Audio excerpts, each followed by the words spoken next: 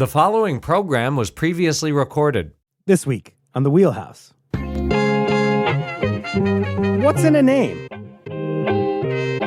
How Connecticut became constitutional.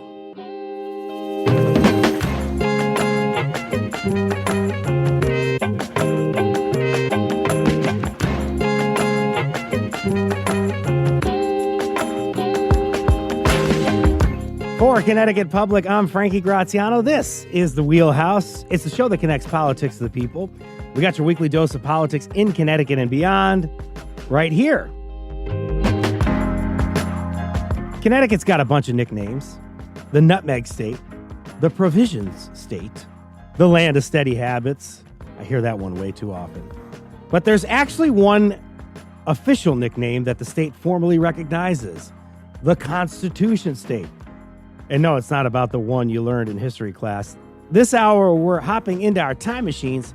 We're going all the way back to the 1600s. We'll explore the real story behind why Connecticut calls itself the Constitution State. Joining me now, Thomas Balcerski, professor of history at Eastern Connecticut University and director of the Center for Connecticut Studies. Thomas, thank you so much for coming on the show. All right, happy to be here, Frankie. Happy to have you on. Also with us, Andrea Rapaz, Chief Curator of Collections, Connecticut Museum of Culture and History. Andrea, thank you so much for being here. You bet, it's great to be here. So happy to have you on the show. And Kathy Crogwell-Varda, Director for Conservation Connection at the Connecticut State Library. Kathy, thank you so much for being on The Wheelhouse. It's great to be here. Thanks for having me. So great to have you on. We are so happy to talk about this subject and get the skinny on why Connecticut is the Constitution State. And to start, we're going to go with Tom. Let's start in the early colonial period, if you will. Who were the first groups of Europeans to come here in, say, the 1600s? Well, it was an invasion from Massachusetts. In some ways, nothing's changed. They were Puritans. They came out of Boston, and they came kind of with a chip on their shoulder in a way. They were dissenters from the way the Massachusetts Bay Colony was being governed, and specifically how that theology in the Bay was evolving. In a sense, it was a religious schism that led to the initial Europeans from Massachusetts coming to the Connecticut colony. It should be pointed out for those who get to drive up and down Interstate 91, if you see a sign for Adrian's Landing, the Dutch actually had laid claim to Connecticut before that. But since we're kind of taking the mainstream here of Connecticut's history, it really does begin in the 1630s with a migration through land that was not yet settled, not yet been colonized. And it brings us to the Connecticut River, where these same colonists will begin their experiment in American democracy. I-91, Massachusetts invasion. You're bringing up these things, and it's making me wonder if they used a derogatory term back there where they took a swear word and they put an M in front of it. I don't know if they used that back in the day, Tom. Thank you for livening up this conversation. To the serious part of this conversation, Connecticut's etymology is actually Algonquin. It means long tidal river, or at least that's the rough translation. There were several bands of Native Americans inhabiting the land. Can you tell us about them and who's here? Right. So it should go without saying that the native peoples, the indigenous inhabitants of Connecticut, were in greater numbers upon the beginning of European settlement, both that earlier Dutch one I referenced and the more permanent English settlements that followed. Probably we're talking now upwards of about 20 different tribes that we think were in place at the time of colonization. Several prominent ones that are in what is the Hartford area will make their presence known and quickly, sad to say, come into conflict with the settlers. There's going to be violence that erupts not more than 5 years after the settlement starts in the Connecticut River Valley. There's going to be a treaty signed with the Mohegan tribe, really the first one on record, trying to establish peace between the new settlers and the native peoples. But beyond this, it's also going to be Connecticut is the colony, the site of the first major war between colonists and native peoples. This is with another tribal group in Connecticut, the Pequot. Um, and this war, which we call the Pequot War, takes place only, again, a couple of years after the establishment of the Connecticut colony. So Connecticut's history is also very much one of conflict, and sadly of what we would say today is genocidal violence against Native peoples. Their erasure is not complete, of course, but the violence that was put upon these peoples at that time has led to serious and really long-lasting impacts. I appreciate that perspective because I think one of the things we want to do here is get some perspective to remember who was here at the time. And you mentioned the Mohegans are here, the Pequots, Narragansett as well, at least in some parts of southeastern Connecticut. Any other bands that you could think of? Yeah, I mean, those three definitely come to mind as being important at this moment. As I said, it's hard to necessarily know where each tribe had a major influence, but the Wangunk were also very prominent in the Harper Valley, not too far away. You have the Tungus, the Sachacoke. These are just a few of the tribes that are still with us in the area. But in fact, so many of the landscapes and names, even of course, the name of the state, these etymologies are native, and we continue to live in some ways in this history. Andrea, there's tension at the time. There's tension at the time between colonists and natives, but there's also tension in the Massachusetts Bay Colony, and I think that's kind of what's setting the stage for the Reverend Thomas Hooker's arrival in Connecticut. Who was Hooker, and what was driving him to leave Massachusetts? Sure. So we can give a little bit background on who Hooker was. He was born in England in the 1580s. We don't know too much about his childhood in England, but he had some... His family must have had some means because he was educated and he did attend college and received advanced degrees. After he graduated from college, he stayed on and did some more studying and eventually became the dean of Queens College. He leaves to have his first parish around 1620. He meets his wife, Susanna. They get married. After a few years, he decides to go to an even larger parish in England, and he starts to attract the attention of anti-Puritan leaders. People are listening to him, people are following him. So he leaves England and he goes to the Netherlands for a little while as well. I think the same thing starts to happen again. So in 1633, he finally decides that he wants to come to the Massachusetts Bay Colony. So he goes back to England, settles his affairs, and makes plans to come over. Just based on what I've read about him, he must have been a charismatic leader. He was a good communicator. He was good at giving persuasive arguments and bringing people over to his side. He must have also been a little ambitious because he did keep moving to larger congregations and wanting to get more people to follow him and come over to the puritanical religion. When he arrived in Massachusetts, he came over at the same time as the Reverend John Cotton. They had a little bit different ideas of how things should be done. John Cotton was a little bit more strict and felt like people should have been converted before they were admitted to the church, where he had a little bit more of an open idea about who should become a member of the church. What was he hoping that he would get out of Connecticut? Was there more opportunity for the Reverend Thomas Hooker here in Connecticut? Sure. I think there was like a 19th century historian that said that both John Cotton and Reverend Hooker were both too big to be in the same orbit with each other. So it made sense for Thomas Hooker to move to Connecticut. Another reason that is cited a lot is that they were looking for more land. So when they were giving their petition, they were either looking for more land outside of Boston or to move to the Connecticut River Valley. Kathy Crogwell Varda bringing you into the conversation here. In 1638, the groundwork for the fundamental orders was laid. This document is often described as one of the first constitutions in the Western world, but the first inspired by a sermon, to our knowledge. What do we know about that sermon and its influence?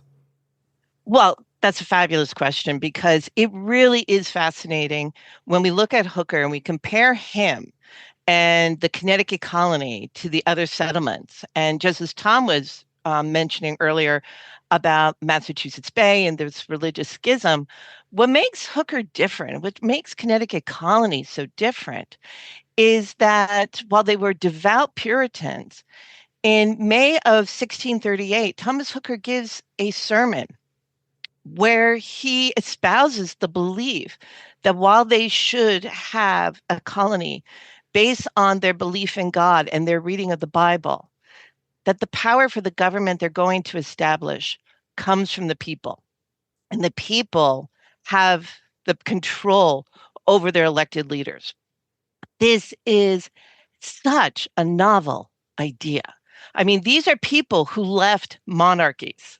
The world is ruled by single rulers who inherit their power. And in the new America colonies, Massachusetts is a theocracy. New Haven is a theocracy. But Hooker's laying down the foundation to do something really different, but something they strongly believed in. Can you drill more into New Haven being a theocracy? New Haven has a really interesting early history. I'm going to say it in this way.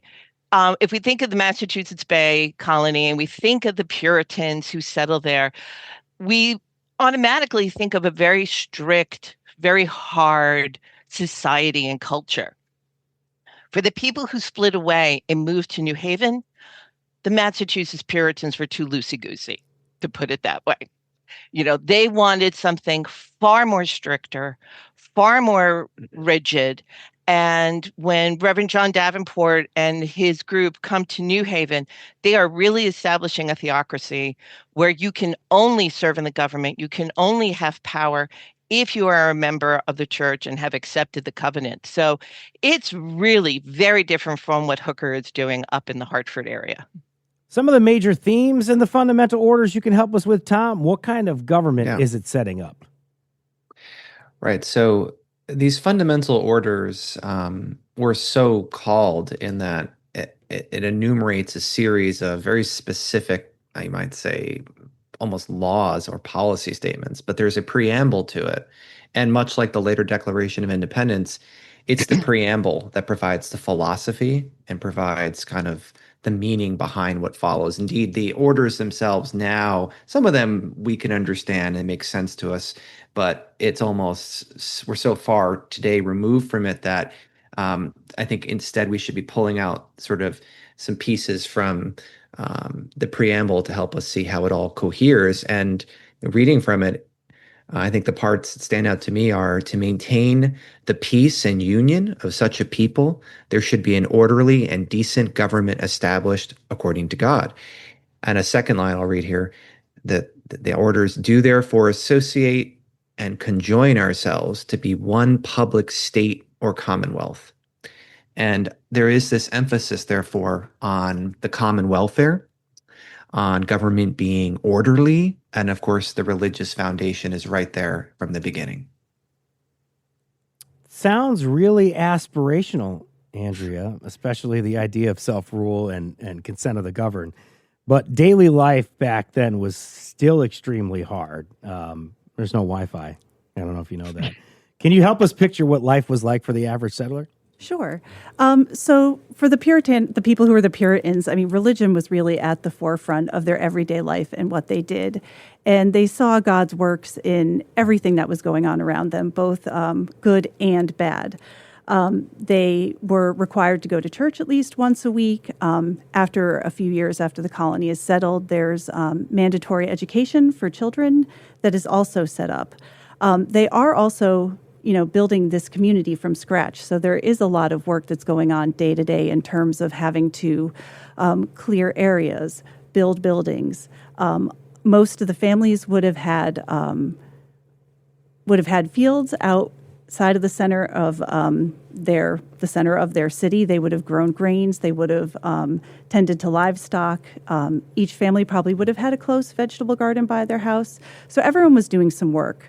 What was a little bit different during Connecticut at this time, because it was still considered the frontier, there still was a class system, but it wasn't as rigid as it might have been in England. So there was some movement and a little mobility, not like we think about today. There was a labor shortage in the Connecticut colony at the beginning, so they were in desperate need of people who could be carpenters and people who could fell trees and make barrels and things like that. So I also imagine it would have been a very busy place because there was a lot of things that had to be done.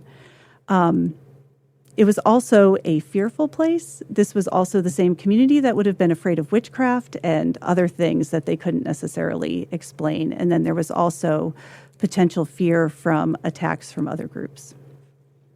That tells me that somebody's in and somebody's out. So, Kathy, the fundamental orders are promoting ideas like consent of the governed, but not extending those rights to everyone. How should we understand these founding documents in light of what was happening to indigenous communities at the time?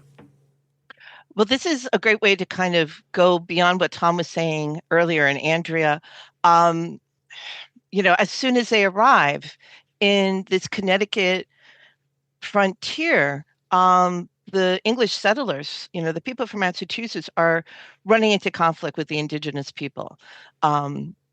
The Pequots were an incredibly powerful tribe, and the Pequot War is absolutely horrific with the ramifications it has. But I think it's important, to really think about what these English settlers are doing when they get here. The fundamental orders are what we still do in American political life, writing laws by the governed, establishing what are the laws we need to run this society? What do we need to do to elect people fairly? When they're writing the fundamental orders, this is not including any of the Native people of Connecticut. They see them more as a nuisance, someone they have to deal with. There is nothing about the fundamental orders that are going to protect any of the inherent rights the indigenous people have, this being their land, that they have been here for thousands of years. And if anything, the fundamental orders are setting up a society and a political culture that is going to allow and permit these colonists to keep reaching out into native lands and furthering this colonial settlement pattern that the English bring with them when they come to the New World. The Charter of 1662, the idea that folks being left out continues for some time. The charter, what does that do? Well, the charter is really fascinating because Connecticut is really different from the other colonies in that for many years it was operating, both New Haven and Connecticut colonies, with their own versions of, both had their own fundamental orders. This charter business leads to the downfall of the New Haven colony because, as we said, the people of New Haven were very, very strict. And so when King Charles is overthrown and beheaded and executed, and they go through the period of Oliver Cromwell in England, and then that's overthrown and the restoration happens and King Charles's son comes to the throne. Three of the men who voted for the execution of the king take refuge in New Haven. And John Davenport is happy to provide them with protection. But when King Charles II is on the throne and he says, we don't have a charter with Connecticut yet, and a representative from the Connecticut colony goes over, there's several interpretations. I'm one of those who reads that this is how King Charles gets back at New Haven for protecting the men who voted to execute his father, and says there's going to be one colony in Connecticut, and it's not the New Haven colony. It's going to be the one based in Hartford. And Davenport is enraged by this, but within 3 years of the charter, they're absorbed into the Connecticut colony.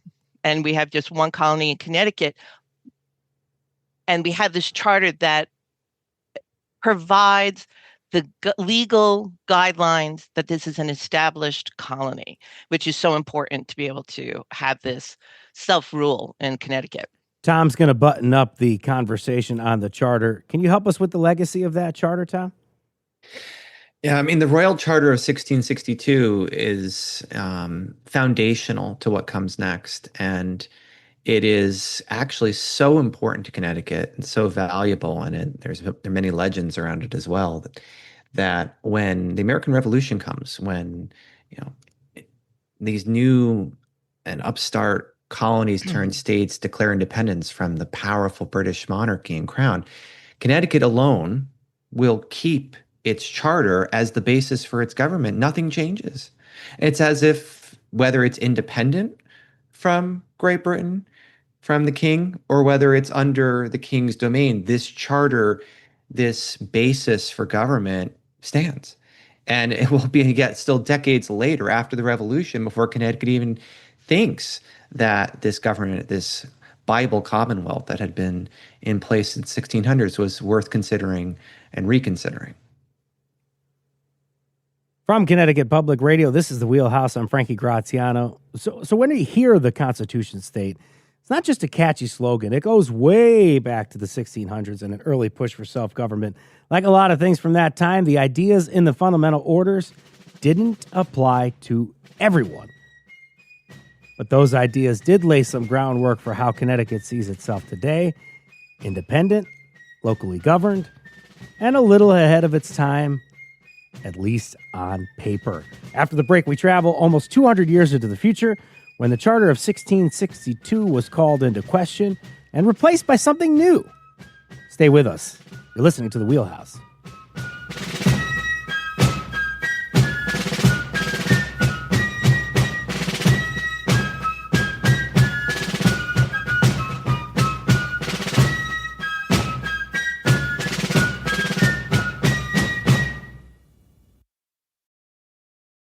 This is The Wheelhouse from Connecticut Public Radio. I'm Frankie Graziano. Connecticut loves a good nod to the past. The Charter Oak, the Wadsworth Athenaeum, even a pint from the Thomas Hooker Brewing Company. They all reference the people and places that shaped the state. This hour, we're asking why Connecticut is called the Constitution State and who helped us earn that nickname. We started in the 1600s, and now we're jumping ahead to the 1800s. Still with me, Thomas Balcerski, professor of history at Eastern Connecticut State University, Andrea Rapaz, the chief curator of collections at the Connecticut Museum of Culture and History, and Kathy Crogwell-Varda, project director for Conservation Connection at the Connecticut State Library. Andrea, I'm going to give you the first question in this segment. I mentioned some important names at the beginning of the show. In the 1600s, Thomas Hooker came here. Fast forward 200 years, and I want you to help us understand who the players are in the 1800s. Did certain families or individuals have a lot of say over the direction of the state? Sure. There were some families that had some of that continuity from the 17th century up into the 19th century. Someone who comes to mind is the Wolcott family. And so Kathy had mentioned before that there were some sermons delivered that kind of were the basis for the fundamental orders. Henry Wolcott was the gentleman from Windsor who went around and took notes about all of those sermons. Some of his descendants went on to become governors of Connecticut. So Oliver Wolcott Sr. was a governor of Connecticut at the time, and then his son also became a governor of Connecticut, but he was also the second Secretary of State. He was appointed after Alexander Hamilton resigned from his post. Tom, how are things going for Connecticut during the 1800s? What's happening politically, especially around the War of 1812? Well, you mentioned some of the nicknames earlier, and one that came up was the Land of Steady Habits. And in most readings of it, it actually refers to our politics as much as anything else. And the government of Connecticut by the 1800s was so steady as to be stayed. It hadn't really done much. As we discussed, the Constitution hadn't changed. The same family names over and over are being elected to the positions in the assembly and then the governor. But perhaps most significantly in terms of the politics of this moment, every governor until Wolcott in 1817 is a Federalist. And what's significant on the national level here, zooming out, is that nowhere else in the United States, the new United States, were Federalists still holding on to power and as long as they did in Connecticut. So this legacy of federalism is what is in some ways tamping down on the needed reforms that will come to follow. And part of the reason for that, just thinking about, a major episode in Connecticut's history and where Hartford features, is that during this really divisive war, we call it the War of 1812, but in some ways it was like a second battle for the American Revolution with the British.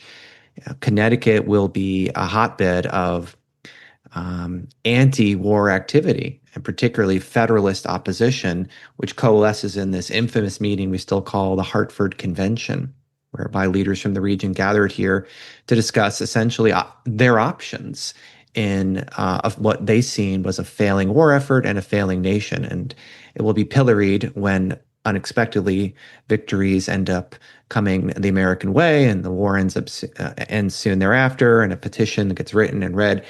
But it makes the Federalists of Connecticut look, well, if generously, I would say, out of touch, and perhaps more accurately, traitorous. When we're looking at the role that religion plays at this time, are we still seeing the connection between church and state? Is there beginning to be a larger shift? Where's religion play into all this? Yeah, just to kind of think about how this, staid Federalist politics worked, that would be the left hand, but the right would be the church. Connecticut's also the last state really to have what we call an established church. So our establishment meant that there would be favoritism. Certainly, there'd be formal recognition of one particular Christian sect. This would be Congregationalism, which is, of course, still very prominent here in the state of Connecticut. But to give it legal standing, and therefore to have even ceremonial moments, and there would be these annual sermons that took place in which sort of church and state literally went arm in arm down the road. That was very much now out of keeping with the new constitutions in New England, Massachusetts being the first to disestablish in that way. And Connecticut was ripe for some kind of rethinking of a separation of church and state, we call it. But it did not happen easily or happily, if you're thinking it from the Federalist perspective. 1818, Connecticut adopts a new government framework which replaced the Charter of 1662. Do I have that right, Kathy? Yes, you do. And This really, is the Connecticut Constitution? This is our first Connecticut Constitution. So think about it. Revolutionary War ends in 1783. U.S. Constitution is 1787. And it's 1818 before Connecticut actually writes its first state constitution. This jumps right off of what Tom and Andrea have been saying about this land of steady habits. And I look at it too, that for the people who were in power, if it's not broken or it doesn't harm us, don't change it or don't fix it.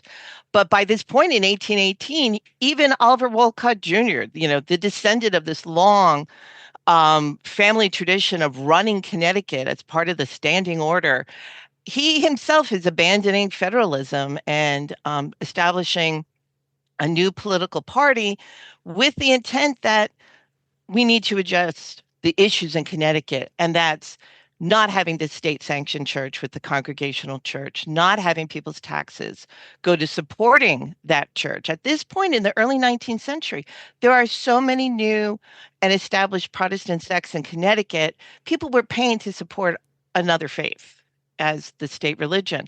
But you also had this issue. Connecticut is framed in by all these other states. There's very little chance or opportunity for expansion within the borders, and only a small percentage of people, of white men, have the right to vote.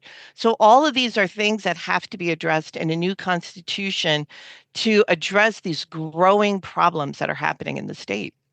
I'm glad you brought that last point up, Kathy. I imagine that this Constitution is exclusive of many people because you're saying that it's only a small percentage of white men who can vote. So, Tom, help us understand who doesn't necessarily get the opportunity to vote and why it's set up in this fashion. Right. So the thing that the 1818 Constitution changes, which is considered to be democratic, lowercase d, i.e., bringing greater suffrage, is the removal of the property requirement, so that in a state where cities are growing, where you have, manufacturers and people in trade who may not necessarily own property, they were excluded. And these we're talking about even within this rarefied era of the white male voter only voting, there's still significant portions, and especially poorer sorts too, that were not able to vote based on this property requirement. When that's eliminated, the problem is now in doing so, and this gets to actually the structure of the 1818 Constitution, it actually writes into the Constitution, therefore, new limits. And rather than having a kind of open-ended sort of view of voting, Connecticut will actually prescribe and specifically write out women as being able to vote and non-white men. So the Constitution goes further in the other way, whereas before it had been restrictive on property. So it actually limits and sets up other problems, which will eventually be addressed both through federal amendments to the Constitution and further constitutional reform in Connecticut. And around this time, we uncovered this and kind of realized it as we were researching for the show. Connecticut has two capitals at some point during this time, and not just Hartford, as has always been the case for Connecticut, but New Haven as well, Tom. Yeah, that's true. And getting back to I-91, the curse of our lives, they didn't have that back then. So it took a little longer to get, they didn't have the train, they didn't have a car.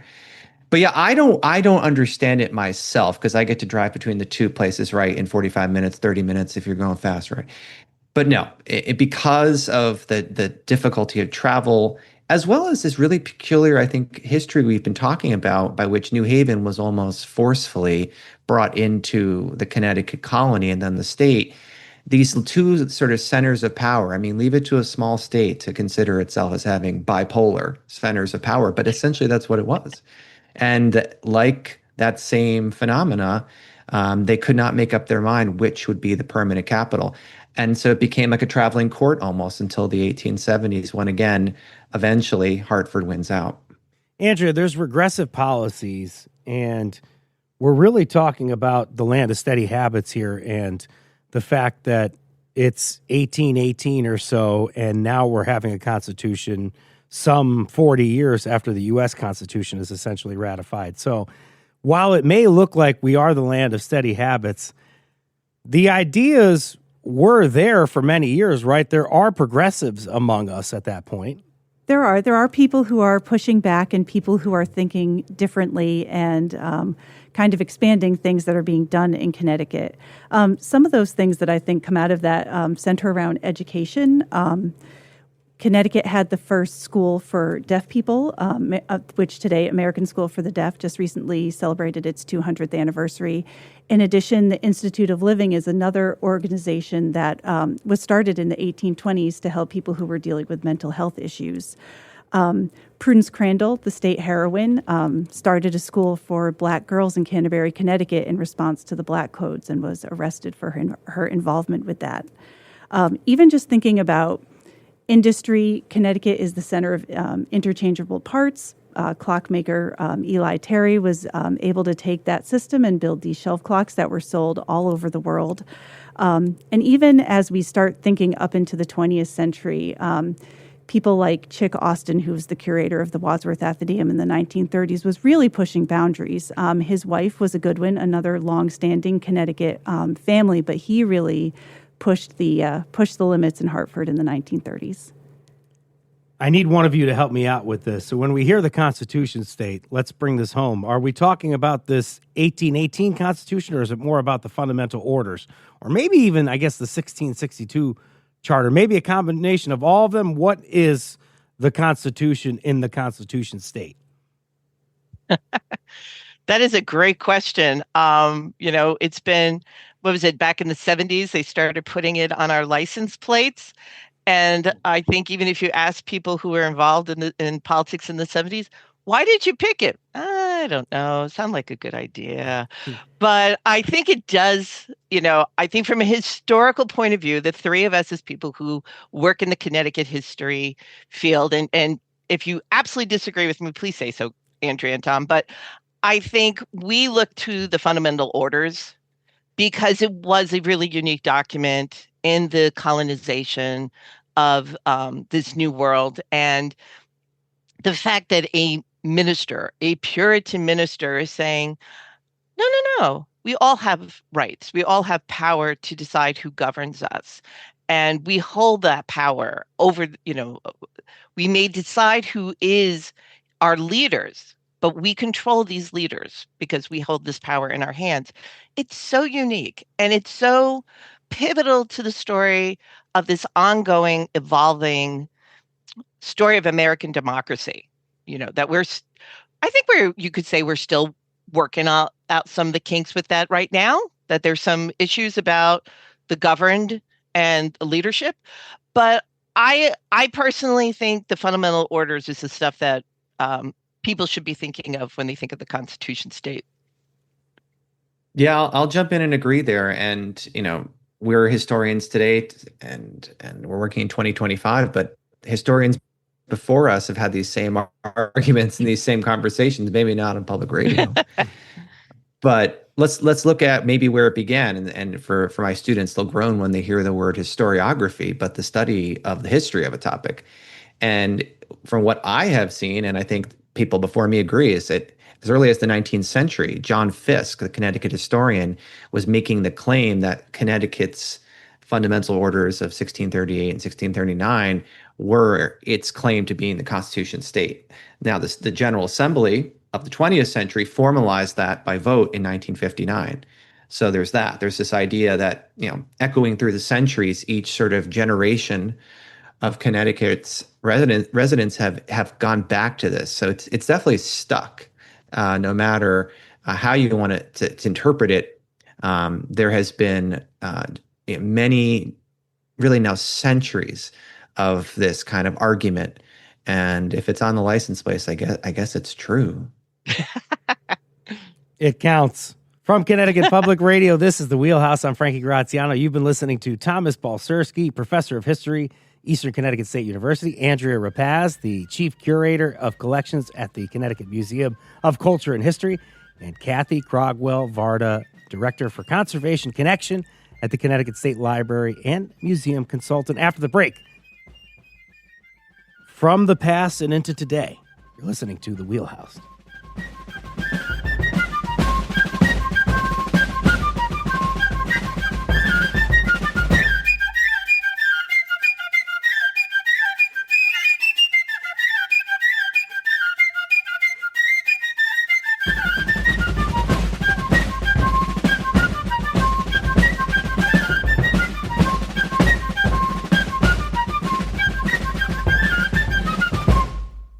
You're listening to a broadcast of a previously recorded program. This is The Wheelhouse from Connecticut Public Radio. I'm Frankie Graziano. How did Connecticut get the nickname the Constitution State? That's what we're exploring this hour with history experts Andrea Rapaz, Kathy Crogwell Varda, and Thomas Balcerski. Moving into today, Tom, why do you think Connecticut has held on to this nickname, the Constitution State, for so long instead of something else, adopting something else, and I guess more than just being a license plate? Yeah. Well, what are the options, right? The nutmeg state. Try explaining that one outside of Connecticut. That's what I think everybody latches onto the most. Everybody Right. says, hey, we're nutmeggers. I see that a lot online. I guess so. And I guess it has a ring to it. I'll give you that. But if you want to talk about the murkiness of historical origin stories, no one can agree on where that one comes from.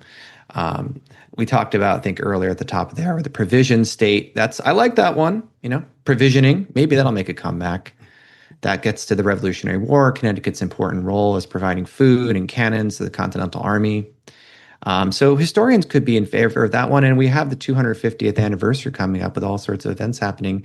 Maybe that one will have a comeback. But I think land of steady habits, that should be that one I think we put to rest. So my take is it's the best of what we got. It's what's left. And the U.S. Constitution still, we think, is this document worth upholding and enshrining. So by giving us, even a false equivalency, really, it's like, oh, we're the Constitution state.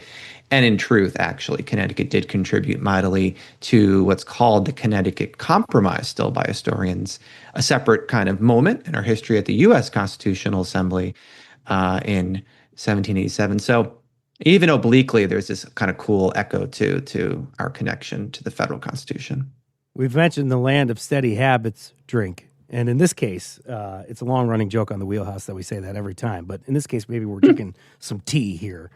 Or I guess maybe that's still taboo at this point. But how do you think the state's history has reshaped or at least shaped that reputation, Kathy, when we're considering the land of steady habits and that nickname? I think we're all in agreement that the land of steady habits on first hearing sounds just fine. These are reliable people in Connecticut. But when you think back about how it also goes back to, well, we can let the same handful of families run things all the time. And as Andrea was saying, the Goodwins in the 20th century, once descended from a founding father of Connecticut, you're always part of the founding fathers of Connecticut, no matter what century you're in. But I think what's really interesting with this land of steady habits is thinking about how it impacts our history as a state. We were talking about why these steady habits were an issue and why we needed the 1818 Constitution. But I think, unfortunately, it also becomes kind of this albatross around our neck throughout the 19th and 20th and even into the 21st century. Connecticut is very slow to adopt and embrace social change. I mean, just think of the suffrage, women's suffrage. It had passed, and Connecticut went, oh, shoot. We probably should have gotten in that bandwagon. All right, we're going to call the General Assembly. We're going to vote. It means nothing, but we don't want to be seen as not participating and not approving this measure that has now been ratified to the Constitution. And I think that's the sticking point with steady habits in Connecticut, is that there's a complacency that comes from our political leaders and from people in general. Let's not change it. Let's not fix something we don't perceive as broken, even though there are people in the state telling us slavery is bad. Everyone should have the right to vote. We should have equal representation in the General Assembly.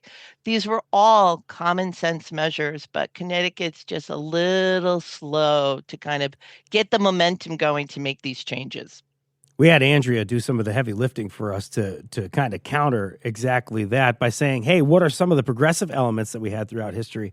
And that's where you were able to tell us about Prudence Crandall, Eli Terry, some of the great things that they did.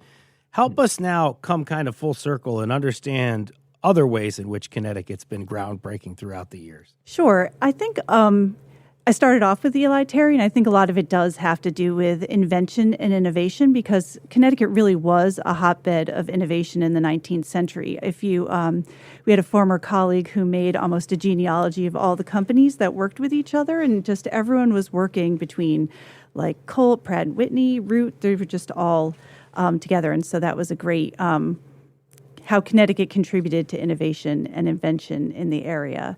As Kathy was talking about before, people who were pushing back against the status quo, even though the government was moving slowly, there were people who were pushing against that. 19th century into the 20th century, fighting for women's rights, fighting for workers' rights. I think the fact that the demographics and population changed dramatically in Connecticut in the late 19th century into the 20th century as a result of all of the invention and innovation and the manufacturing that was happening here kind of worked to change things under the surface.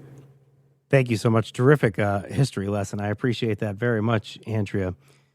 Tom, are we sort of politically conservative, even today, in amending our state constitution? Like, is there tension between those who are Constitution originalists and those that are more progressive about it? Well, we made it to 1959 earlier with the state assembly making that vote to officially make our nickname, state nickname, the Constitution state. And again, remember, that's now the 1950s, and they're still working more or less on the 1818 Constitution. It should be said for completeness that we have had a constitutional convention since that time, and it was 6 years later, in 1965. So maybe it was a foreshadowing of sorts that 20th century assembly recognized its own need for constitutional reform. And Kathy was hinting at this in terms of apportionment.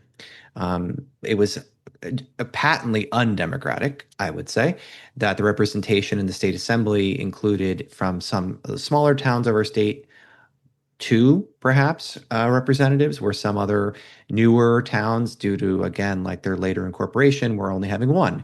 How smaller towns were having similar representation to the growing and important cities of the state. So it was unequal. In fact, court rulings outside of the state forced the hand. And truly, that's what the 1965 Constitution did, was it fixed, really kicking and screaming, an issue that was, again, to me, undemocratic.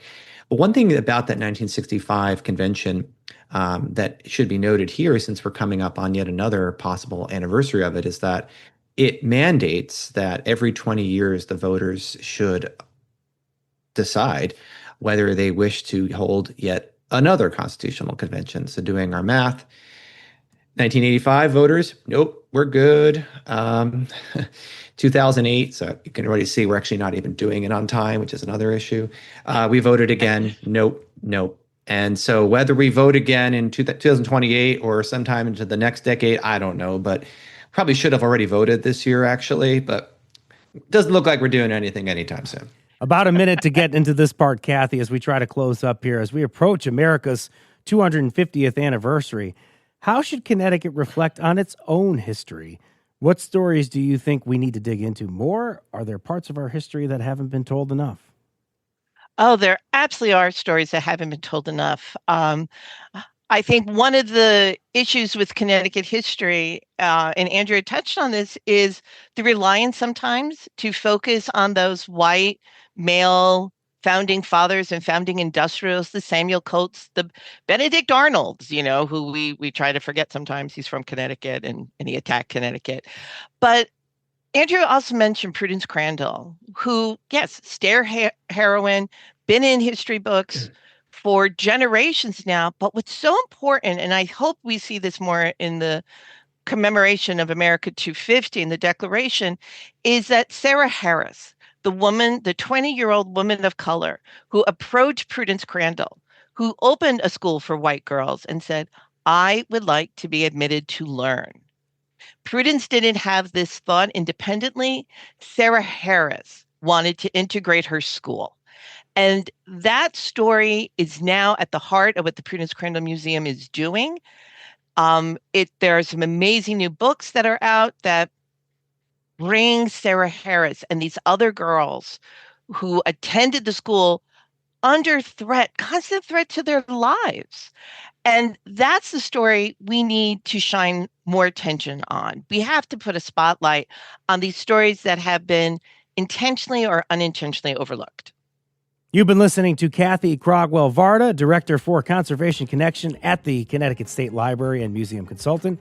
Kathy, thank you for joining us on The Wheelhouse. Oh, it's been a pleasure, Frankie. Thanks for having me. Such a pleasure to have you and Andrea Rapaz, Chief Curator of Collections, Connecticut Museum of Culture and History. Thank you so much for being here, Andrea. Thanks. It was great to be here. And Thomas Balcerski, Professor of History, Eastern Connecticut State University, and the Director of the Center for Connecticut Studies. Tom, thank you so much for joining us this hour. It was constitutional. Super constitutional. Get out your license plates. The Constitution State. And thank you to Chloe Wynn for pitching this episode and teaching us why the Connecticut Constitution is the Connecticut Constitution State. Today's show produced by Chloe Wynn, edited by Patrick Scahill. Our technical producer is Dylan Reyes. Download The Wheelhouse anytime on your favorite podcast app. I'm Frankie Graziano. This is The Wheelhouse. Thank you for listening.